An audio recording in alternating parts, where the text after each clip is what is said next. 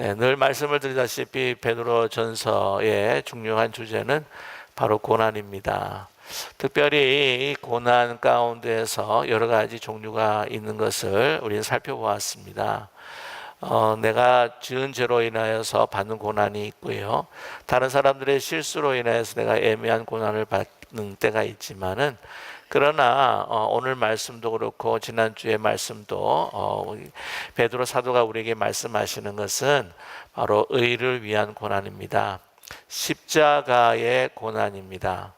다른 사람들을 의인으로 세워주기 위해서 자신이 죄인이 되는 그 사람의 그 생명을 위해서 자기가 죽음을 당하는 그러한 그러한 십자가에서 나타난 의를 위해서 고난받는 그것만큼 하나님의 뜻에 합당한 것이 없다라고 우리에게 말씀해 주셨습니다. 그래서 이 고난의 의미라고 하는 것이 얼마나 참 훌륭하고 소중한 것인가, 우리 지난 시간에 함께 나누어 보셨죠?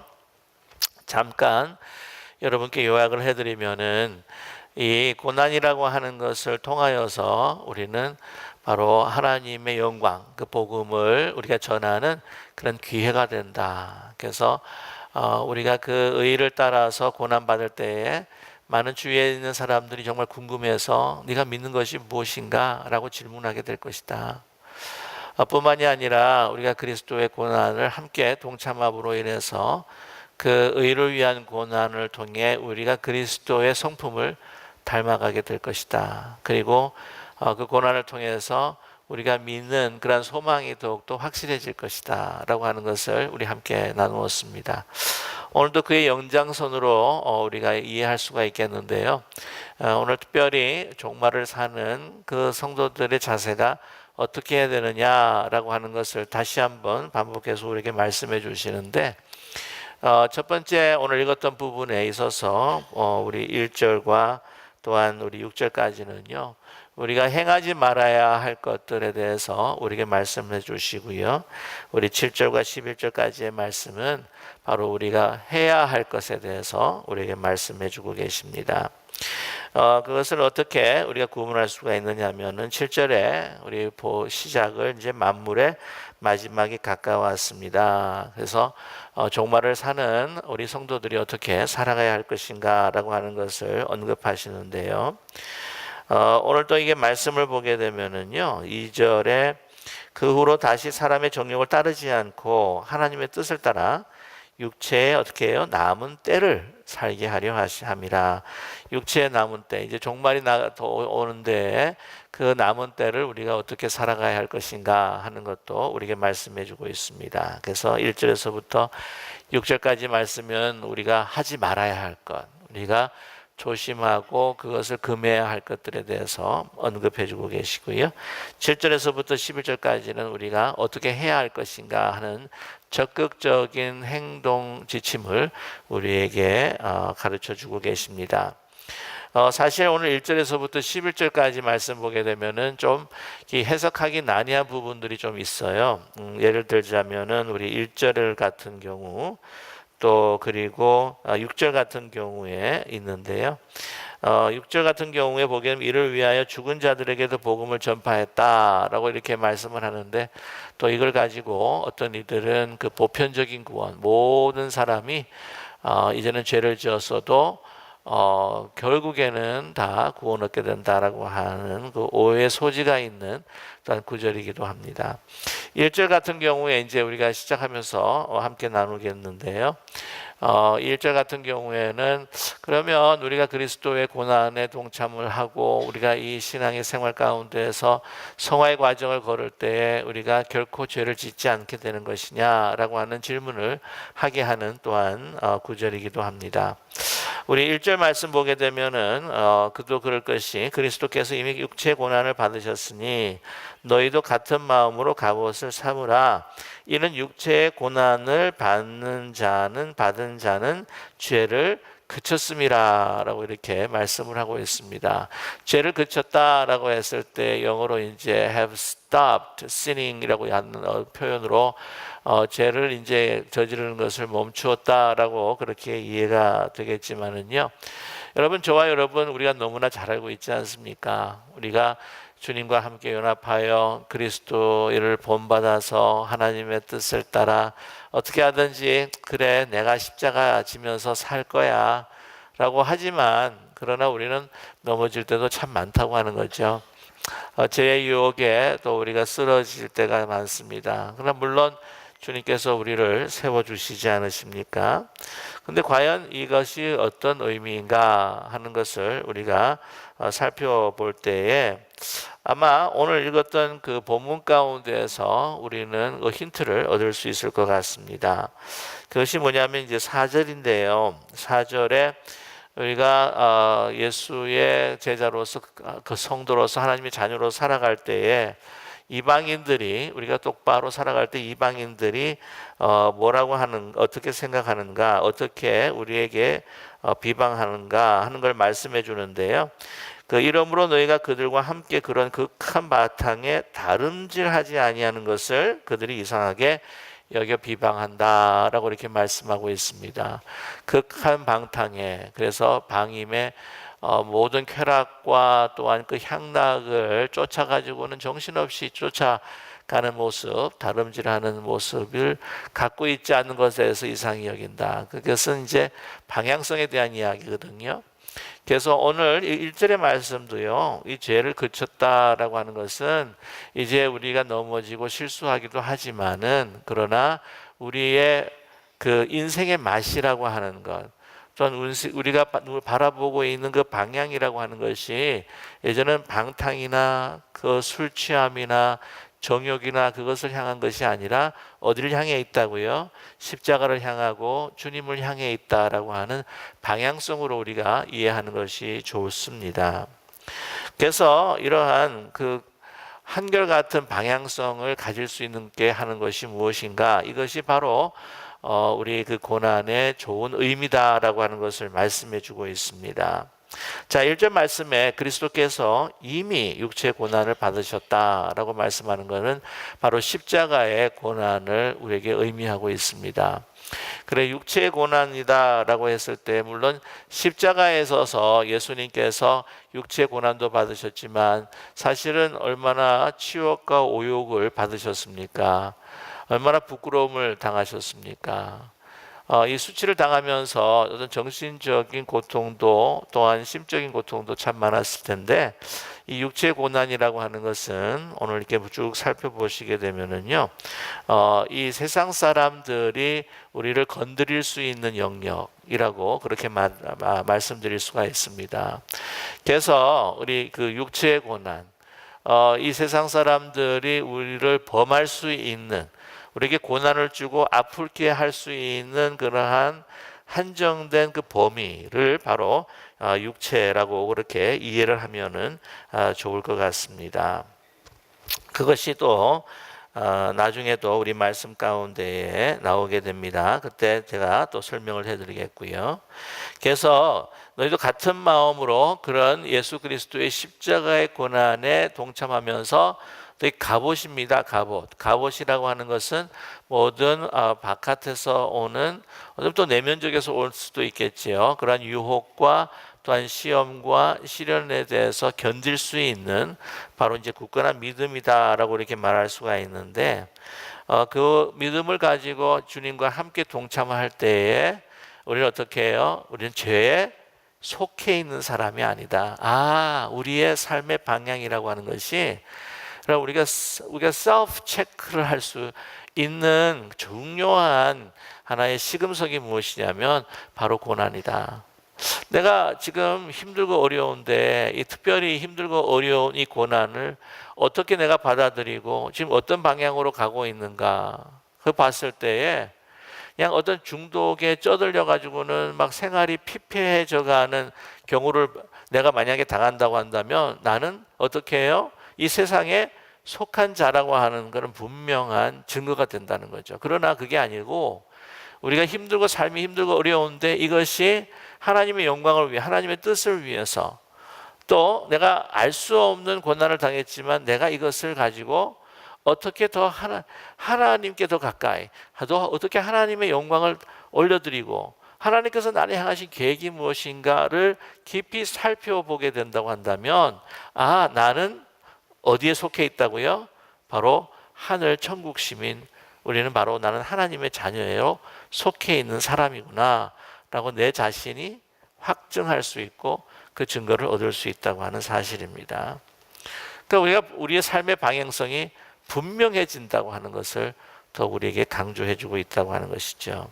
그만큼 여러분 의를 위해서 겪는 고난이라고 하는 것이 우리에게 자신감과 우리에게 정체성, 우리가 누구인가 하는 그런 정체성을 확실하게 줄 수 있다고 하는 것을 믿는 우리 모두가 되기를 간절히 원합니다. 그래서 그 후로는 어떻게 됩니까? 다시 사람의 정욕을 따르지 않고 하나님의 뜻을 따라 육체의 남은 때를 살게 하려 함이라 라고 말씀하고 있습니다. 우리가 그리스도와 함께 연합해서 내가 십자가의 길을 주님과 함께 걷기를 원하고 하나님의 뜻을 이루어드리려 한다는 것은 바로 성령을 통해서 우리를 인도하시는 하나님의 어떤 계획, 그것이 뭐냐?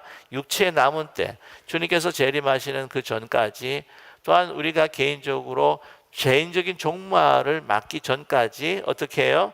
그 남은 때를 내가 정욕에 따르지 않고 누구를 위해 따른다고요? 하나님을 위해 따라서 또한 고난의 의를 위한 고난을 겪어가면서 살아가게 하신다라고 하는 것을 우리에게 말씀해 주고 계십니다. 저와 여러분, 그 베드로전서에 나타나 있는 그 성도의 삶이라고 하는 정말 종말론적인 삶을 살아가고 있는 사람들이에요. 이제 주님 곧 재림하실 거다. 이제 마지막 때가 곧 임할 거다. 그때 그 마지막 남은 때까지 내가 어떻게 하든지 충성을 다하고 내가 쓰러지지 않고 이 고난 가운데도 내가 주시는 하나님의 그 의를, 믿음을 지키겠노라고 하는 그러한 아주 결단하는 마음들이 있었다고 하는 것을 우리에게 말씀해 주고 있습니다. 저와 여러분, 정말 이 남은 때, 여러분 이 남은 때라고 했을 때 특별히 우리 어르신들에게는 굉장히 이렇게 가슴에 많이 와닿을지도 모르겠어요. 그런데 이것은 우리 젊은이들에게도 우리가 어르신이 아닌 사람에게도 얼마나 소중한 말씀인지 모릅니다. 어쩌면 더 소중한 말씀일 것 같아요. 살아야 할 날이 더 많다고 한다면 더 우리가 하나님의 영광을 위해서 살아야 될 것이 아닌가라고 하는 결단이 필요할 것입니다. 근데 이 세상 이방인들은요 결코 그렇지 않다고 하는 거죠. 여러분, 내가 살 날이 얼마 남지 않았다, 주님 오실 날이 얼마 남지 않았다 라고 한다면 여러분 어떻게 사실 것입니까? 분명히 우리 기쁜 우리 교회 성도님들은요 더 가치 있는 하나님의 사명을 위해서, 또한 특별히 복음을 위해서 그것을 선포하며 살아가실 그러한 우리 기쁜 우리 교회 성도님이 되실 줄로 믿습니다. 근데 오늘 한심한 이야기가 나오죠. 그 누굽니까? 이방인들입니다. 보면 너희가 음란과 정욕과 술 취함과 방탕과 향락과 무법한 우상 숭배를 하여 이방인의 뜻을 따라 행한 것은 지나간 때로 족하도다. 이제 그 전에 그들의 삶을 다시 한번 상기시키면서 이방인들이 어떻게 살고 있는가 하는 것을 우리에게 말씀해 주고 있습니다. 저 같은 경우에는요, 음란, 정욕, 술 취함, 방탕, 향락, 그렇게 살아간 것 같지는 않아요. 예수님을 만나기 전까지. 저도 이 세상 사람들이나 우리 친구들의 눈에는 좀 이렇게 모범생, 범생이로 사는 것 같은데, 그러는 가운데도 예수님을 제가 모태신앙으로 살아가다가 정말 예수님을 만났을 때 그 전의 삶과 그 후의 삶이라고 하는 것은요, 이루 말할 수 없는 천지 차이를 이루었다고 하는 것을 제가 고백할 수밖에 없습니다. 정말 예수님을 제가 만나기 전에는 가만 생각해 보니까 생명이 없는 삶이었어요. 근데 정말 주님 만나니까요, 그때 소원을 기도를 하면서 주님 만나 주셨기에 제가 어쩔 수 없이 목회 길로 들어서긴 했지만 그 생명이라고 하는 것, 영생이라고 하는 것이 바로 이런 것이구나. 주님을 사랑한다고 지금 주님을 제가 그렇게 주님께서 기뻐하실 만큼 사랑하는 모습은 아니지만 정말 그 전과 그 후를 비하게 되면은요, 주님을 사랑한다는 것이 바로 이런 것이구나 라고 하는 것을 조금이라도 알 수 있었던, 그것이 엄청난 차이라고 하는 것을 깨달을 수가 있었다고 하는 것입니다. 여기서 보면 아주 드라마틱하게 또한 주님을 영접하신 분, 모태신앙이 아니더라도 또한 다른 종교를 갖고 계시다가 주님을 만났다든지 아니면 주님을 전혀 알지 못했다가 또한 이민 오셔서 교회를 다니시면서 말씀을 통해서 주시는 감명을 통해서 내가 예수님을 만났을 때에 여러분 한번 비교를 해보세요. 그 비교를 해보면은요, 예수님 만난 전과 만난 후다고 하는 건 완전 천지 차이라고 하는 겁니다. 인생의 방향이 완전히 반대라고 하는 것입니다. 보면 그때 너희들이 그렇게 행했던 그것이 족하지 않느냐? 이제는 그것에 대한 맛이 완전히 떨어지지 않았느냐? 보면 그 예수님 그 믿고 하나님 앞에 기도하시는 분들 보면은 어느 순간에 딱 담배를 끊게 하시는데 담배가 딱 물기만 하면 어떻게 해요? 머리가 그렇게 아프대요. 그때는 달콤했던 담배가 어찌나 그렇게 쓴지 입에 댈 수도 없는 그런 또한 역사들을 또 증거하시면서 이야기하시는 분들을 만나게 됩니다. 저희 아는 제가 중고등부 전도사로 있었을 때 우리 한 그 학생인데요. 완전히 걔는요 헤비메탈 아시죠? 요즘은 뭐 헤비메탈이 있는지 잘 모르겠습니다만 그때 당시에는 하여튼 제가 전도사 시절 때 날려서 헤비메탈 막 이게 뭐 부수고 깨수고 뭐 여러분 가끔 기억나시는지 모르겠지만은 그 4인조 그룹 밴드가 막 얼굴에 막 사탄 얼굴 그리고 나와가지고는 막 부시고 깨시고 하는 거 막 그거 기억나는지 모르겠어요. 그 무슨 그 보컬 그룹 이름이 있는데 좀 잊어버렸어 제가요. 하도 오래된 일이라서. 근데 막 거기에 빠져가지고는 막 허우적거리고 막 24시간 그것만 듣고 막 공부하는데도 막 그거 듣고 공부하는데 얘가 수련회를 가가지고는요 말씀의 은혜를 받고 완전히 뒤집어진 거예요.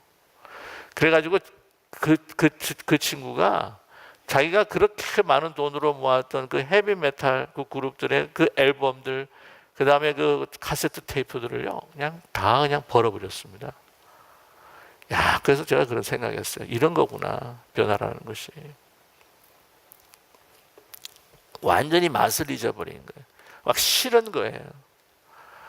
여러분 이 세상 사람들이 예수님 만나지 못하면은요 자기가 추구하는 향락과 어떤 그 방탕 그걸 계속해서 저지르는 가운데서도 어떤 목마름이 있어가지고 그것을 계속 자꾸 중독하면서 하지만은요 그걸 하는 게 막 즐거운 거예요. 그런데 예수 믿게 되면은 가끔 유혹에 빠져서 그런 일을 혹시나도 저지를 수 있을지도 모르겠지만은 그것에 대한 맛을 잃어버리게 된다는 거죠. 그냥 족하다는 겁니다. 이제 인나풍한 거예요. 그 생각만 해도 막 진절머리가 나는 겁니다.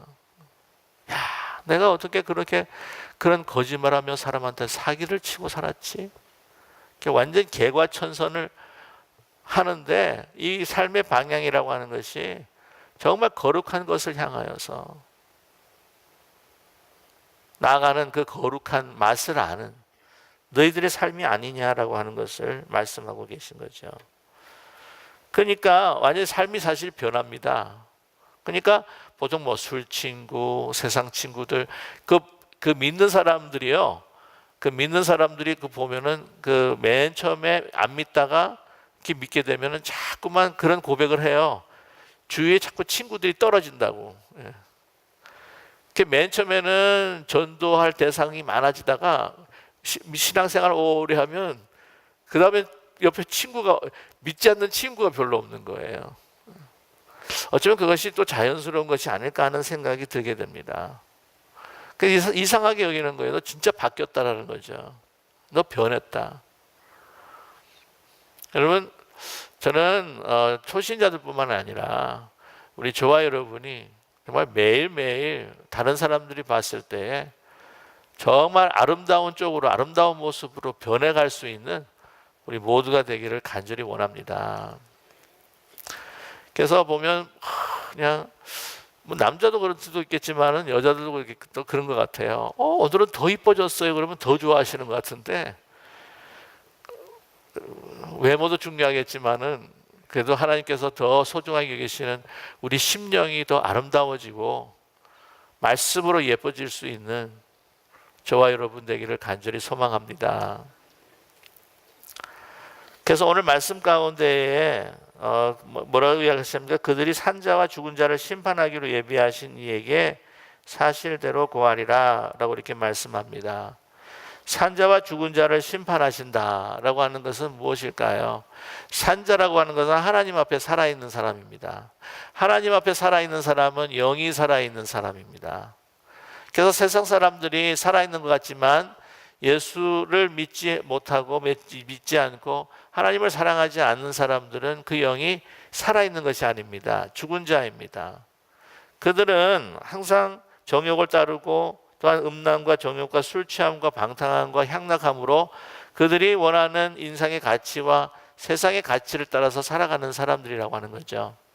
그러나 그들이 이제는요, 하나님 앞에 어떻게 해요? 자기 자신의 어떤 모든 것들을 고하는 그런 때가 올 거라는 거죠. 그들이 산자와 죽은 자를 심판하기 예비하신 하나님 앞에 그들의 현실과 그들이 살았던 모든 것들을 어떻게 해요? 고해야 하는 그러한 그 시간이 오게 된다라고 하는 것을 우리에게 말씀해 주고 있습니다. 그러니 그 앞에서 그들은 어떤 얼굴을 하고 있을까요? 이 세상의 모든 즐거움을 위해서 그렇게 살았다고 하지만 그러나 하나님의 거룩하심 앞에 섰을 때 얼마나 부끄러움을 당할 수밖에 없을까? 저와 여러분 항상 늘 우리는 살아가면서 정말 제일 우리가 의식해야 될 분이 바로 하나님이라고 하는 것을 잊지 않는 종말론적인 삶을 살아가는 우리 모두가 되기를 간절히 원합니다. 6절 말씀 보게 되면은 이 보편적인 구원에 대한 오해를 낳을 수 있는 소지가 있는 구절이 있어요. 이를 위하여 죽은 자들에게도 복음이 전파되었으니 라고 했을 때 말씀드렸죠. 이 죽은 자라고 하는 것은 어떤 사람입니까? 그 마음의 영이 죽은 사람입니다. 살아있는 거, 외형적으로는 살아있는 것 같지만 그러나 죽어있는 자예요. 저와 여러분, 하나님은 중심을 보시는 하나님이십니다. 외형적인 화려함과 성공과 출세로 살아가는 사람들 그 모습에 현혹되지 말고, 그러나 제일 중요한 그 사람의 내면이 어떤지, 우리의 내면이 어떤지, 그것을 하나님께서 주시는 믿음의 눈으로 볼 수 있는 우리 모두가 될 때 악인의 형통을 부러워하지도 아니하고 다른 어떤 그런 출세에도 우리가 마음이 흔들리지 아니하고 다른 사람이 어떤 그런 것을 누긴다고 할지라도 우리가 시기 질투하지 않는, 그러나 우리 내면에 주시는 하나님의 크고 놀라우신 은혜로 항상 늘 주님의 평강과 기쁨을 누리시는 저와 여러분 되기를 간절히 소망합니다. 오늘 말씀해 보시면 복음이 전파되었습니다. 그들에게도 저 복음이 들어가야만 합니다. 이는 육체로는 사람으로 심판을 받으나 영으로는 하나님을 따라 살게 하려 함이라 라고 우리에게 말씀을 합니다. 우리 죽은 자들뿐만이 아니라 모든 그 영적으로 죽은 자들뿐만 아니라 살아있는 자들에게도 다 복음이 전파되어야 한다고 하는 것이죠.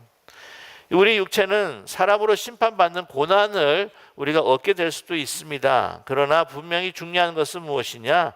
영으로 우리가 하나님을 따라서 살아가야 한다고 하는 것을 그들에게 영이 살아있지, 지금 순간 그 마음의 영이 살아있지 않는 사람에게도 그것을 알려줘야 한다고 하는 것을 우리에게 말씀해 주고 있는 것이죠.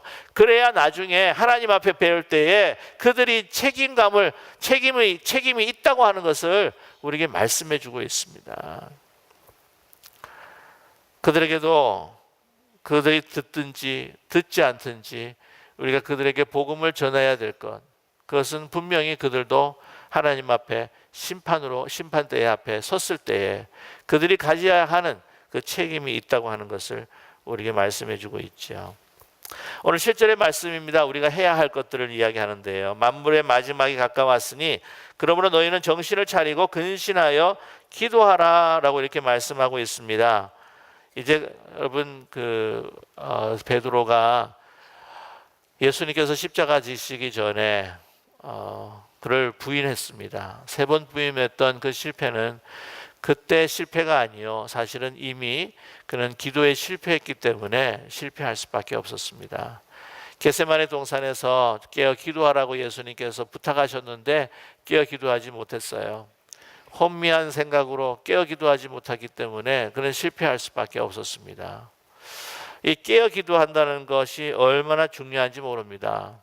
특별히 여러분 그 술 취하지 말라라고 이렇게 이야기를 했잖아요, 그죠? 근데 이 깨어 졸음하는 것도요, 이 신앙생활에 있어서 굉장히 부정적인 것이라고 하는 것을 우리는 알 수가 있습니다. 특별히 우리 그 교통사고 났을 때 보게 되면은 음주운전도 굉장히 무섭지만요, 또 뭐도 무서워요? 졸음운전도 그만큼 무섭다고 하는 것을, 위험하다고 하는 것을 우리가 알고 있지 않습니까? 정신을 차리라고 하는 것이죠. 근신하여 기도하라는 것입니다. 내 마음을 절제하며 바로 세워서 내가 어떠한 상황에 있는지 하나님의 뜻이 무엇인지를 밝히 알면서 근신하며 기도하라는 것입니다. 잠 깨지 않는 기도, 여러분 술 취한 기도라고 이야기할 수도 있을까요? 그것은 어떤 것인 걸까요? 몽롱한 기도. 그거는 이게 하나님의 뜻인지 아니면 내 뜻인지 정확하게 알 수 없이 왔다 갔다 하는 그런 어떤 이리 가고 저리 가는 몽롱한 그런 기도가 아니라 분명한 깨어있는 기도. 그 영혼이 하나님 앞에 깨어 있어서 하나님의 뜻이 무엇인지 그것을 깨닫고 기도하는 기도가 바로 깨어 기도하는 것이라고 우리에게 말씀하고 계십니다. 그럴 때에 우리가 어떤 것들을 우리가 부여받을 수가 있을까 하는 생각입니다. 8절이죠. 무엇보다도 뜨겁게, 우리 같이 한번 읽을까요? 무엇보다도 뜨겁게 서로 사랑할지니 사랑은 허다한 죄를 덮느니라 라고 말씀하고 있습니다. 그래서 우리 근신하여 우리가 항상 먼저 기도하고 하나님 앞에 간구할 때에 하나님께서 우리에게 베풀고 주시기를 원하시는 것은 무엇인가? 바로 아가페의 사랑이라고 하는 것이죠. 그래서 이 종말에 있어서 우리가 어떻게 해야 될 것인가? 세상 사람들은 케세라세라 하면서 이제 내일 죽을 거니까 막 먹고 마시자. 바울이 이 세상 사람들을 살펴봤을 때 그렇게 하더라 라고 하는 것처럼 그런 것이 아니라 이제 마지막이 가까우면 가까울수록, 주님이 가까우면 가까울수록, 우리의 개인적인 종말도 가까우면 가까울수록 우리는 더욱더 깨어 기도할 뿐만 아니라 기도했을 때 주시는 바로 하나님의 아가페적인 사랑입니다. 성령의 열매 가운데서도 맨 첫 번째가 사랑이 아닙니까? 뜨겁게 사랑합니다. 열정적으로 사랑합니다. 루크웜이 아니에요. 차거나 덥거나 하는 것이 차주도 미지근한 사랑이 아닙니다. 사랑은, 그래서 그 사랑은 어떻게 해요? 허다한 죄를 덮는다라고 이렇게 말씀합니다. 그 사람의 그 어떤 허물들을 계속해서 밝히려고 하는 것이 아니라 덮는 것. 그래서 덮는다고 해서 그 모든 것들을 갖다가 우야무야 다 덮는 것이 아니라고 하는 것이죠. 이 예수 그리스도의 그 덮는, 그 허물을 덮는 사랑은 어디서 우리가 발견할 수 있냐면 요한복음 8장에 보게 되면은 예수님께서 가늠한 여인을 용서하시는 장면을 통해서 어떻게 덮는 것인가 하는 것을 우리가 깨닫게 됩니다. 나도 너를 정죄하지 않노라. 그러나 어떻게 해요? 가서 더 이상 그 일을 행하지 말라라고 이렇게 말씀하시는 거예요. 분명한 사랑 가운데서도 공의가 있고 정의가 있다고 하는 것을 말씀해 주지만, 그러나 지금 내가 너를 정죄하지 아니하고 용서하고 덮는다. 그러나 가서 더 이상 그 일을 저지르지 말아라 라고 하시는 그 말씀, 그 사건을 통해서 우리가 어떻게 허다한 그 죄를 덮는 것이구나 하는 것을 우리는 배울 수가 있습니다. 그 사람의 연약함을 보면서 그것을 더 들춰내면서 이것을 통해서 내가 도덕적으로 더 높아지는 기회로 삼는 것이 아니고요. 그것을 덮고 그것을 밝히지는 않지만, 그러나 그것을 하지 말라고 하는 권고와 함께 그를 사랑할 수 있는 것이 바로 죄를 덮는다고 하는 것이죠. 또한 서로 사랑한다고 하는 방법을 구체적으로 오늘 대접하는 것으로 말씀해 주고 있지 않습니까? 서로 대접하기를 어떻게 해요? 원망 없이 하고. 근데 보면 대접하는데 정말 원망하면서 대접하시는 분들이 있습니다. 마음이 없어요. 그리고 막 대접하면서도 자기가 안 알아주게 되면 막 섭섭해가지고 막 군시렁 하면서 막 대접해요. 막. 네. 그 기쁨으로 하지 않는 그 대접은요, 받는 사람도 어떤 때는 힘들지요. 내가 이만큼 했는데 이만큼 대접하는데 안 알아줘? 그러면 막 삐져가지고요, 막 섭섭병 걸리면은 여러분께서 많이 들으셨지만 섭섭막이 들어와가지고 막 더 힘들어지는 경우가 얼마나 많습니까? 원망하면서 정말 원망하는 마음, 이게 막 섭섭한 마음, 그러면 뭐 대접하지 않는 것이 훨씬 더 낫다고 하는 것을 또한 우리는 교회 삶을 통해서도 가끔 경험하게 됩니다. 오늘 말씀해 보게 되면은 서로 대접하면서 섬길 때에 10절이죠. 우리 같이 한번 읽을까요? 각각 은사를 받은 대로 하나님의 여러 가지 은혜를 맡은 선한 청지기 같이 서로 봉사하라 라고 말씀합니다. 선한 청지기는 어떤 사람일까요? 선한 청지기는 내가에게 주어진 것이 내 것이 아니라고 생각하는 사람입니다. 악한 청지기는 어떤 것일까요? 하나님의 주인의 뜻을 알지도 못하고 이것이 내 것이냐 그렇게 쓰기도 하는 사람이겠지만은 10달러 우리 달란트 비율을 보게 되면은요, 이것을 사용했다가 뭐 주인한테 야단 맞을까봐 그것을 하나도 사용하지 않는 것도 악한 청지기겠죠.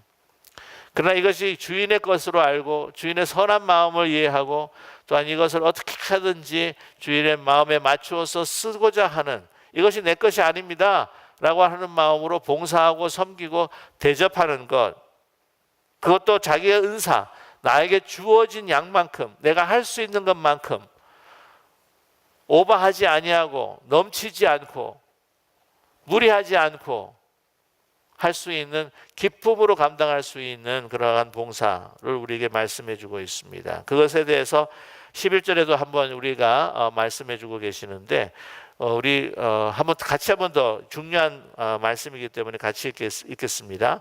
만일 누가 말하려면 하나님의 말씀을 하는 것 같이 하고 누가 봉사하려면 하나님이 공급하시는 힘으로 하는 것 같이 하라. 이는 범사의 예수 그리스도로 말미암아 하나님이 영광을 받으시게 하려 함이니 그에게 영광과 권능이 세세에 무한하도록 있느니라. 아멘. 봉사할 때도 섬길 때도 이 말 자체도 또한 그 힘도 누가 주시는 것처럼요, 하나님께서 주시는 것으로 인해서 봉사하고 대접하고 섬기라고 우리에게 말씀하고 계십니다. 그리고 인간적인 판단과 생각으로 우리가 계속해서 우리의 인간의 노력으로 우리 인간의 어떤 그러한 공로를 세우기 위해서 우리가 무리하게 된다고 한다면 그것은 결코 하나님의 영광을 드러내는 것이 아니라 누구를 나타내는 것이에요? 자기를 나타내고, 자기가 나타내지 않게 되었을 때에 섭섭해지고, 거기는 모든 사랑의 섬김이라고 하는 것이 이제는 사랑의 섬김이 아니라 자기를 자랑하는 섬김으로 나타날 수밖에 없다고 하는 것이죠. 자꾸 본전 생각나고 자꾸 내가 대접하는 것에 대해서 기억이 나고 하는 것, 그것은 결코 진정한 섬김이 아니다, 봉사가 아니다라고 하는 것을 우리에게 말씀해 주고 계십니다. 하나님이 공급하시는 힘, 바로 성령을 통해서 주시는 그런 기쁨과 평강으로 하나님께 감사하며, 내가 누구를 섬겼다고 할지라도 고맙다, 너무 고맙습니다, 감사합니다 라고 하는 말을 들었다고 할지라도 이것이 내 것이 아닙니다. 이것은 그냥 하나님께서 주신 거저받은 선물입니다. 그리고 저를 통해서 당신에게 드리고자 하는 하나님의 선물입니다. 뭐 어떤 경우가 있다, 어떤 경우에도, 어떤 시간에도, 저와 여러분, 우리가 하나님 앞에 서 있음을, 종말의 때라고 하는 것은 무엇일까요? 주님 재림하시고 하나님이 내 앞에 분명하게 나타나시는 그 시간 속에서 나 자신을 바라보는 것, 나 자신의 행동을 다시 한번 점검해 보는 것이 바로 종말론적인 신앙이 아닐까요? 모든 것이 다 하나님께로부터 왔고 모든 것이 다 하나님께로 갈 것이라고 하는 분명한 하나님의 의식과 믿음과 또한 그 주님의 그 통치를, 그 권능을 우리가 인지하고 그것을 우리가 인정하고 살아가는, 고백하고 살아가는 우리 모두가 되시기를 주님의 이름으로 간절히 축원합니다.